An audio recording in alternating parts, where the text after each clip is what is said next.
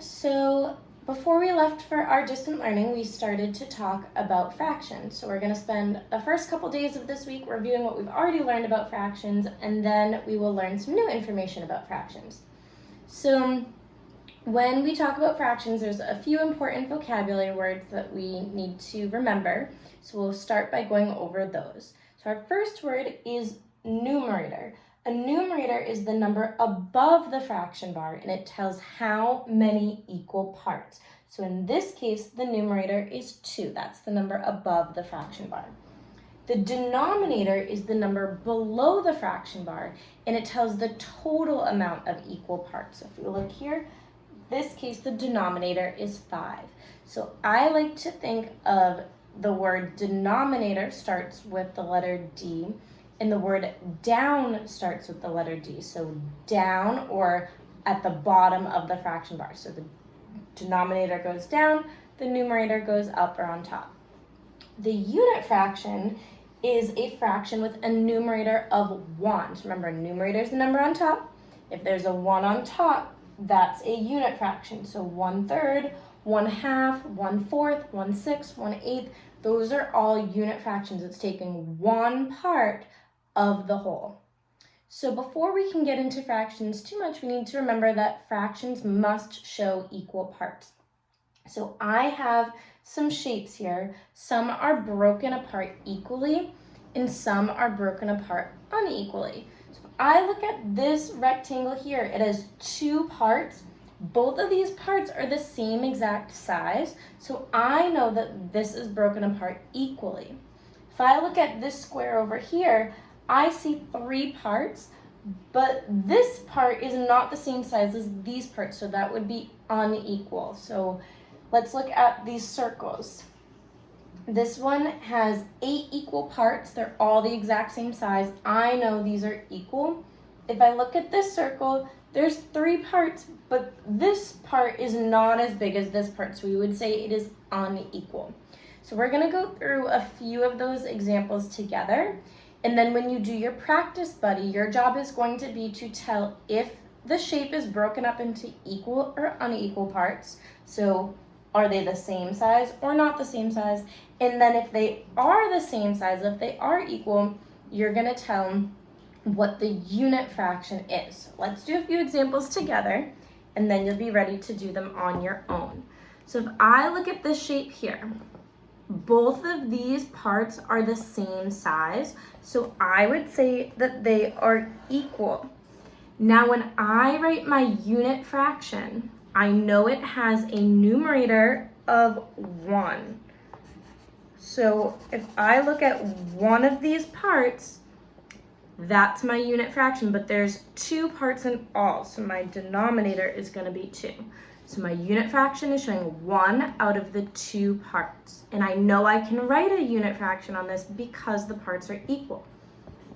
Again here, both of these parts are the same exact size, so I'm going to say those are equal.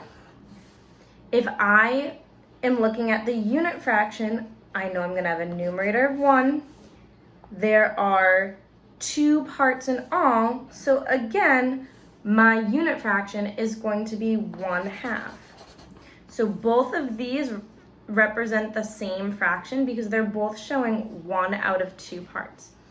If I look at this next shape, I see 4 parts, but they are not equal. This part is bigger than this part, and this part is bigger than this part. So these are unequal. I can't write a unit fraction on these because fractions have to show equal parts.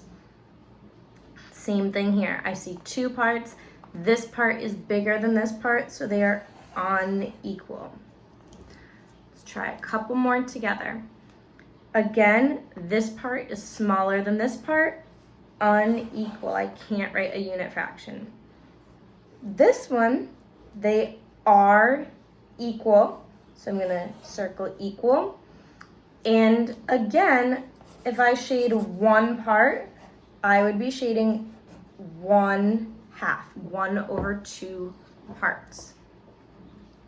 Let's try this one here. Again, they are equal.